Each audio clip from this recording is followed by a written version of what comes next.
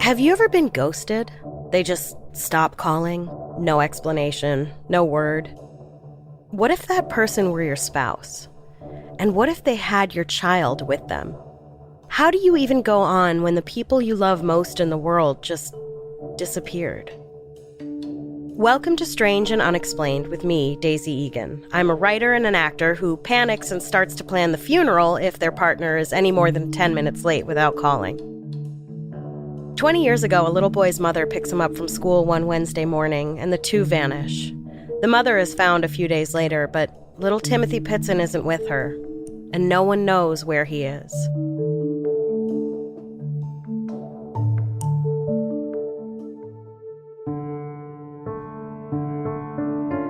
On Wednesday, April 2nd, 2019, a young man ran across a bridge in Kentucky, pleading with passerbys for help. He was bruised and battered and extremely agitated. According to a witness who called 911, he just walked up to my car and he went, "Can you help me? I just want to go home. Please help me." I asked him what's going on, and he tells me he's been kidnapped and he's been traded through all these people and he just wanted to go home. His name, he said, was Timmothy Pitzen. Police called Timothy's father, James, to tell him they had possibly found his son. They were taking him to the children's hospital to get him checked out. One can only imagine the rush of emotions James felt receiving that phone call, hope surging through his body at the prospect of being reunited with his precious son, who'd gone missing almost exactly 8 years earlier. On May 11th, 2011, James Pitzen dropped his 6-year-old son Timothy off at kindergarten in their hometown of Aurora, Illinois. As he watched his son waddle away like a chubby old man, carrying his Spider-Man backpack, he called after him, "I love you, be good." And already, I'm going to pause and say that when I read this, I got a little creeped out, because every morning when I drop my 8-year-old off at school and watch him walk through the gate with his Spider-Man backpack, I call out, "I love you, be kind." I mean, I guess that's not that much of a coincidence. Kids love Spider-Man, and telling your kids you love them when you drop them off at school is pretty par for the course. I guess what I mean to say is, I have a kid, and knowing the nightmare James was about to enter into, this story makes me want to crawl in bed and never come out. When James came to pick Timothy up later that day, he'd found he'd been picked up and signed out less than an hour after being dropped off. Clearly, this was a surprise to James. He asked who picked Timothy up. It was his wife, Timothy's mother, Amy. James called Amy. She didn't answer. He called again. No answer. He left her a message. I said, "Just tell me that you're fine. Just call me. What's going on?" I had no idea where they were. I called her mom. I called her dad to see if she'd been there. I was like, okay, she's upset at me for some reason, so she'll need to cool down. Apparently, a few weeks earlier, James and Amy had gotten into a fight over Amy wanting to go to the Bahamas with a girlfriend. James was upset that he and Timothy weren't going, and normally I would tell a dude to back off and let his wife have some alone time, but in all fairness, James had cause to be peeved. A few years earlier, he had found out that Amy was communicating with and seeing one of her ex-husbands, and possibly planning to have an affair. James put the kibosh on the secret relationship and told Amy that if she wanted to go down that route with anyone else, she could, but he would make sure to get full custody of Timothy. And given Amy's history with mental illness, it looks like he would have had a strong case. It's one more awful irony to parenting while depressed. On top of the depression, you're also burdened with the knowledge that your illness could cost you your custody. So James thought Amy might still have been angry about the fight over the vacation, even though the vacation had already passed and she had gotten her way and went with just her girlfriend. I'm sure James was just trying to cling to anything semi-logical to avoid thinking the worst. But when James discovered that his wife had left without her antidepressants, and it seemed without having taken her meds for at least a few days, he got really worried and called the police. And of course, by this point, nothing Amy had done was illegal. Inconsiderate? Sure. Concerning? Absolutely. But not illegal. The police told James they would have to wait at least another 24 hours before filing a missing persons report. And as frustrating as this is, it makes sense. So James waited out the night, hoping his wife would call in the morning, explaining that she just needed some space to think, at which point he might firmly suggest that next time she needed space to not abscond with their child without letting him know first. But Amy didn't call in the morning. James let the rest of the family know that Amy and Timothy had not been seen since 8:30 the morning before, and he continued to call Amy's cell phone. She didn't answer his calls. The police, for some reason, showed up at James' work the next day, and they said they would file a missing persons report. And to me, this is really strange. Why did they just show up at his work? Why didn't they call? Why did they take it upon themselves to follow up? Anyone who's ever seen a movie about a child going missing knows that half the movie is taken up with the parent yelling at the police to do something, damn it! The Aurora PD was either extremely proactive or really bored. A day went by with no word from Amy. I can only imagine that James spent this day pulling his hair out and vomiting, as that is literally 100% what I would have done. The next day, March 13th, Amy called her mother and told her she and Timothy were fine, and according to James, that she, quote, needed some time alone to figure out how to approach this. Approach what? I mean, I would have been driving all over Illinois at this point with a bullhorn. What did she need to figure out how to approach? She then called James' brother and said, quote, Timothy's fine. Timothy belongs to me. What? James' brother could hear Timothy in the background of the call, apparently sounding fine, so at least there was that.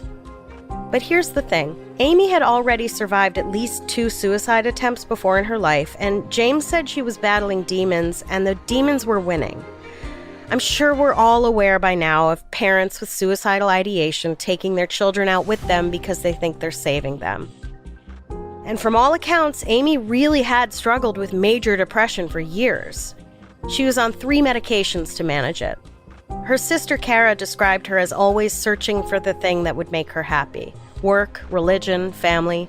Her first husband had introduced her to Mormonism, something Amy hoped would help her, and though it didn't seem to, and her first marriage ended in divorce, Amy apparently remained a Mormon throughout the rest of her life. Timothy had provided a short respite from her relentless pain, and she finally felt as though she had found her purpose in life, which was to be Timothy's mother. But, as is usually the case with serious chronic depression, Amy's depression returned, and with it, I'm sure, added disappointment and guilt that her role as a mother was no longer saving her life. Given how intimate James was with Amy's mental health struggles, it's hard to imagine the panic he must have been feeling at this point. The next morning on May 14th, the police called James. A housekeeper discovered Amy's body in a hotel room at the Rockford Inn in Rockford, Illinois. The only good news was that Timothy wasn't there. The bad news, of course, was that Timothy wasn't there. In her suicide note, Amy said that Timothy was safe with people who loved him, somewhere he would never be found. Immediately, an extensive search for Timothy began.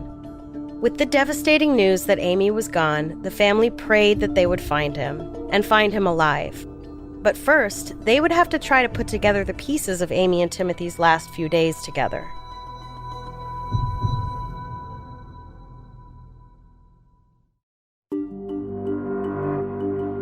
Combing through debit and credit card activity, cell phone pings, and CCTV footage, the police began to put together a timeline, retracing Amy and Timothy's steps from the morning of May 11th, when she checked him out of school, leading up to the morning of May 14th. After Amy and Timothy can be seen on CCTV footage leaving Timothy's school on the 11th, Amy dropped her car off at a repair shop, and the two got a ride from an employee of the repair shop to a local zoo, where they spent some time before returning to pick up the car around 3 p.m.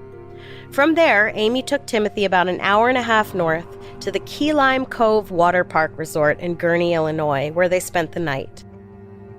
The next day, they drove another 2.5 hours north to the Kalahari Water Park and Resort in Wisconsin Dells, stopping along the way to buy Timothy new clothes, a toy car, and a small craft kit. On the morning of the 13th, CCTV footage shows Amy and Timothy checking out of the Kalahari Water Park Resort around 10 a.m. Timothy looks like any other kid. He's clearly not in distress. He doesn't look like a kid who's been coerced or threatened. At one point, he's playing with a toy truck on the floor of the lobby. Everything looks perfectly normal. As Amy heads back to Illinois, she calls loved ones, but again, not James, and says everything is fine. Timothy can be heard in the background saying he's hungry, but from all accounts, just like regular kid hungry, not like she was starving him. If it hadn't been for the fact that Amy would be found dead in a hotel room the next morning, with Timothy nowhere to be found, it would sound like this was just an impromptu trip to the zoo and some water parks. Nothing to worry about, except, of course, for the marital discord and her not taking her meds. But the next time Amy was spotted on security footage was at a Dollar Tree at 7:25 that evening. She bought stationery. She was alone. At 8 p.m., she made a stop at a grocery store and then checked into the Rockford Inn by 11:30 p.m. Alone. It was the next morning on the 14th, around 12:30 p.m., that the housekeeper had the terrible misfortune of finding Amy's body in the hotel room. I'm not going to go into detail about how Amy killed herself. Suffice to say, it was thorough. If she had attempted and failed at killing herself before, she clearly was going to make sure she got it right this time. Amy left a note on the stationery she had bought the night before that James paraphrased in interviews. She apologized for the mess she created and that Timothy was safe with people who loved him and he would never be found.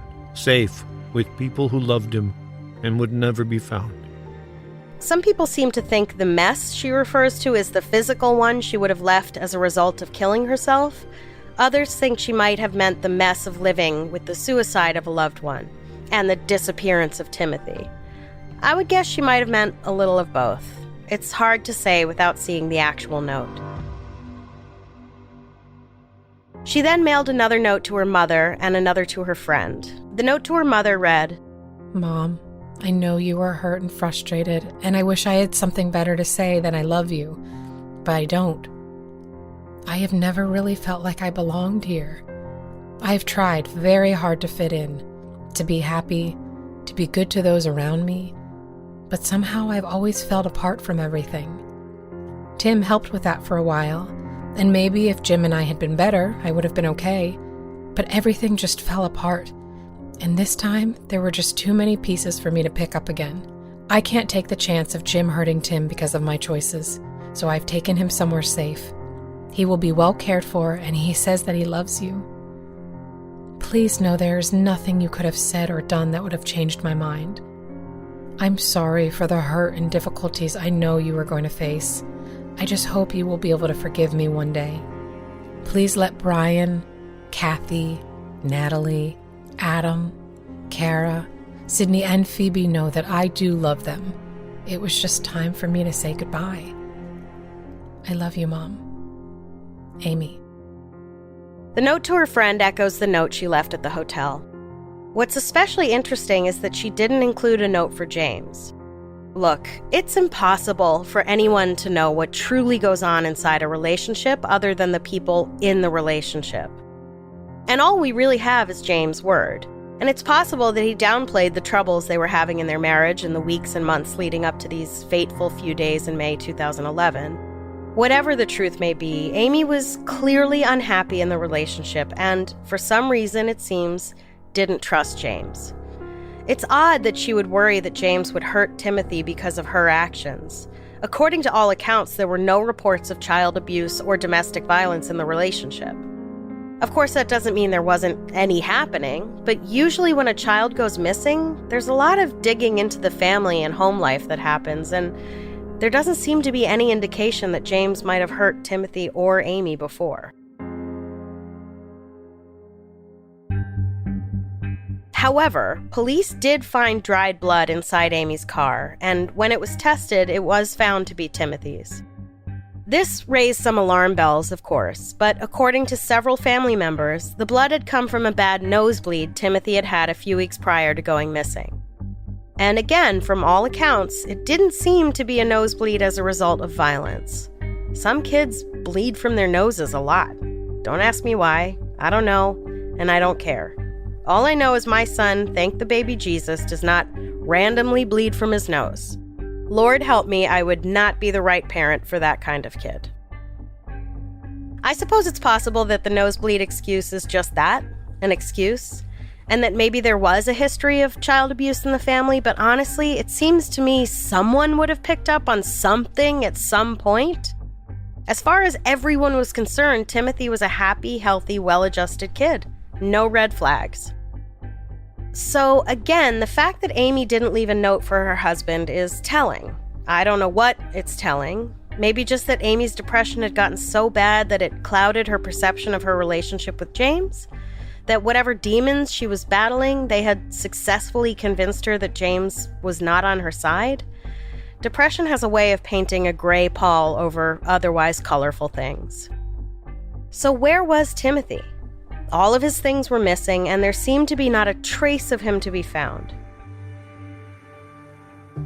In addition to the blood police found in Amy's car, they also found evidence that she had recently driven the car off-road into a field or meadow. Grass and plants stuck to the underside of her car, as well as a cell phone tower ping from the last call placed from Amy's cell phone, led investigators to believe Amy had pulled off into an uncultivated field in Lee County or Whiteside County in northwestern Illinois, or in Carroll, Ogle, Stevenson, or Winnebago counties. And in fact, after checking Amy's toll records, they found she had made 2 trips up to the same area within 4 months of her suicide. Both trips had been round-trip within a day, spending only an hour or so before turning around and heading back to Aurora. One on February 18th and the other on March 20th. She hadn't told James about these trips. So what was she doing? Was Amy scouting places to bury a small body? Or was she visiting someone else who may know where Timothy was? On May 19th, 5 days after Amy was found in the hotel room in Rockford, and 6 days after anyone had seen Timothy or heard his voice, 70 people searched over 24 sites looking for any sign of the boy.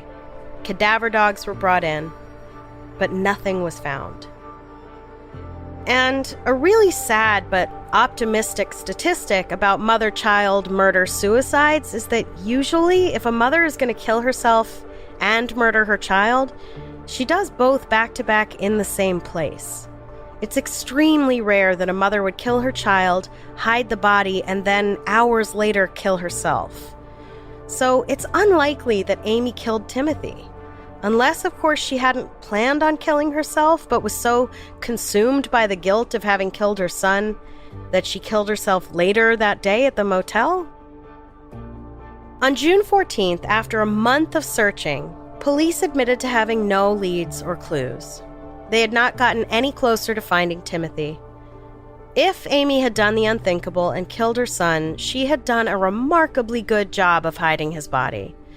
And considering there was no shovel or dirt found in Amy's car or hotel room indicating Amy might have buried a body, it's very hard to imagine where she might have been able to so thoroughly hide the body of her child.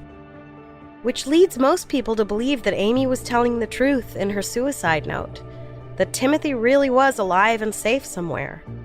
But where and with whom could a missing child who had received national attention have disappeared?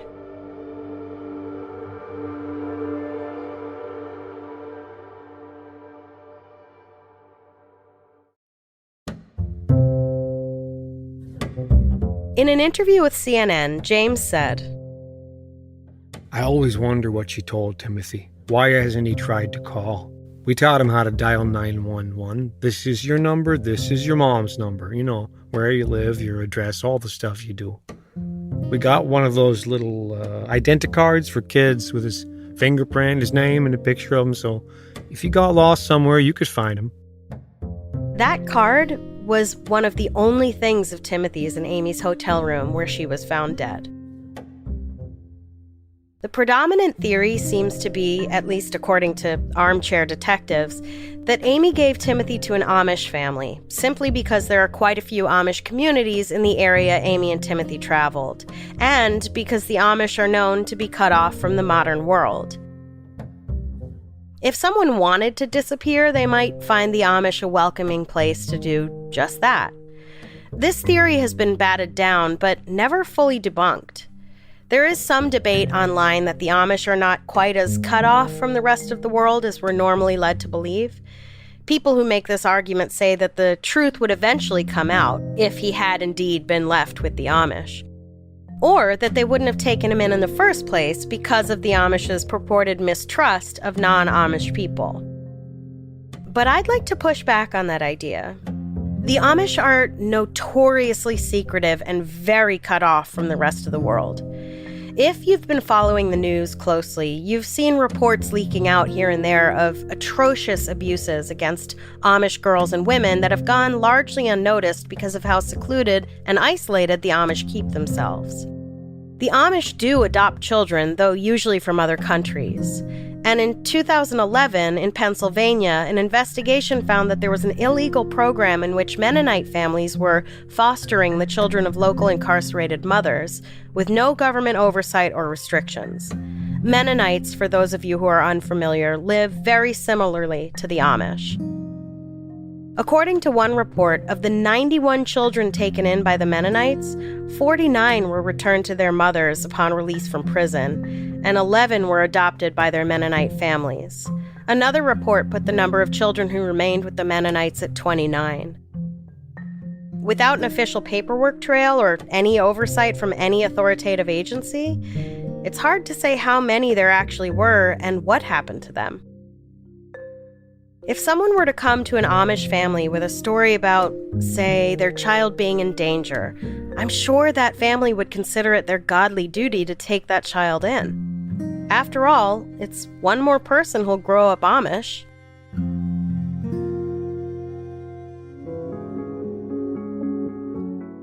What if Amy found an Amish community and weaved a tale that pulled on their sense of moral obligation? What if she convinced a family that she was dying and was afraid her son's father would hurt her son after she was gone? Who knows? If that is what happened, Timothy could have easily disappeared into an Amish community. I don't want to imply that the Amish are a cult. I'll just say that they're a relatively small Orthodox religious group that mistrusts and keeps themselves cut off from mainstream society. One in which girls can't go to school beyond 8th grade, and women are expected to make as many children as possible in order to increase their numbers. To me, this theory is not so far-flung. And what can anyone do? Go door to door in all the Amish communities in that part of Illinois and look for Timothy? Even if they could, there's a good chance he would have moved to another community farther away. All I'm saying is, stranger things have happened.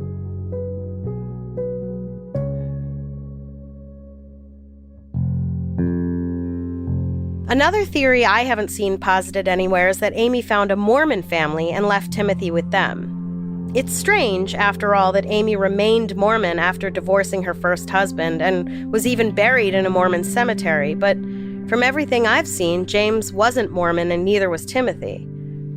I don't have a vast understanding of the Mormon faith, and I know that all religions have varying degrees of orthodoxy, but I thought Mormons generally frowned upon people marrying outside the religion. How would Amy expect to have her forever family on their own planet, that she and James would populate with more Mormons, if James wasn't Mormon? Then again, maybe her failure to marry a fellow Mormon and raise their child in the church contributed to her depression. Those are very high expectations. To me, it's not outside the realm of possibility that Amy met or knew a Mormon family whom she convinced to save Timothy's soul by taking him in and baptizing him. I don't mean to single out the Mormons or the Amish. I think anyone who believes enough in the doctrine of their religion might consider something like a child showing up on their doorstep needing saving a gift from God. One person's kidnapping is another person's soul saving. But again, it makes you wonder if Amy had real cause to be so afraid of what James might do, or if depression had so clouded up her judgment that she really couldn't tell up from down at that point. As someone who has suffered from depression for most of their life, I can attest that depression is a liar. And when you're in the depths of despair, sometimes the worst choice seems like the only choice. Year after year, with no word from Timothy, James and the family still hold out hope that Timothy will return.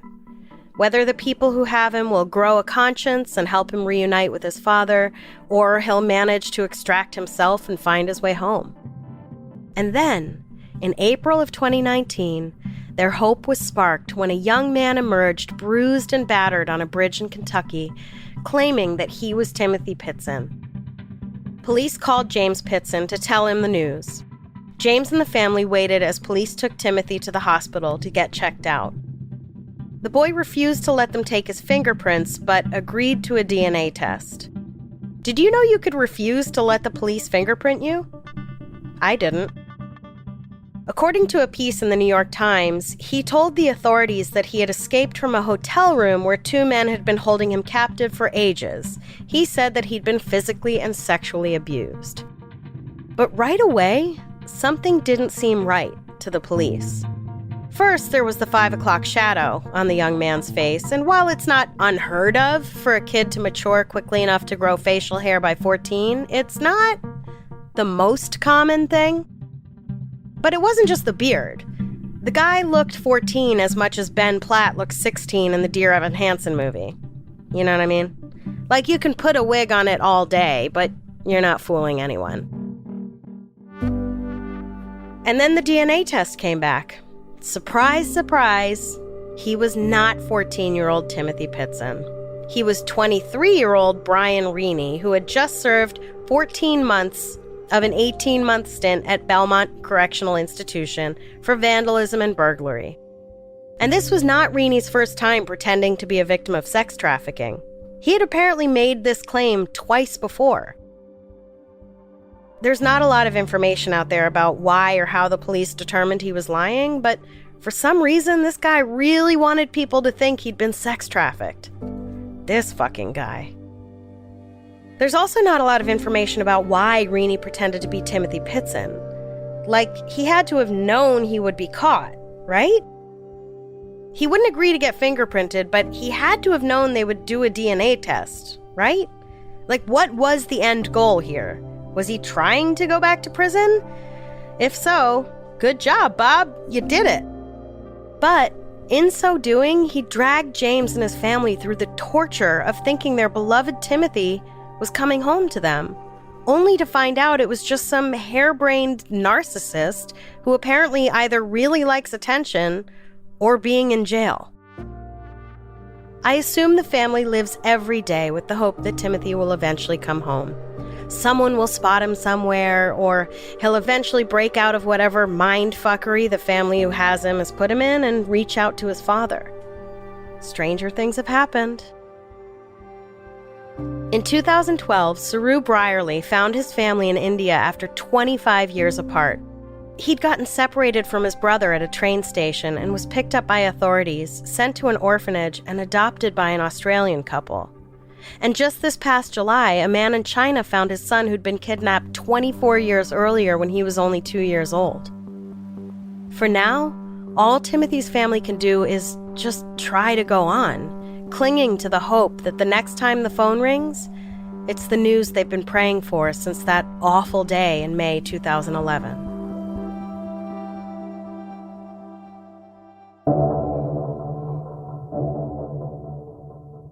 Next time on Strange and Unexplained with Daisy Egan. Among all the twists and turns of the JFK conspiracy, there remains one elusive figure who may or may not have taken film that would give us definitive answers, but no one's been able to track her down. Or have they? The Babushka Lady.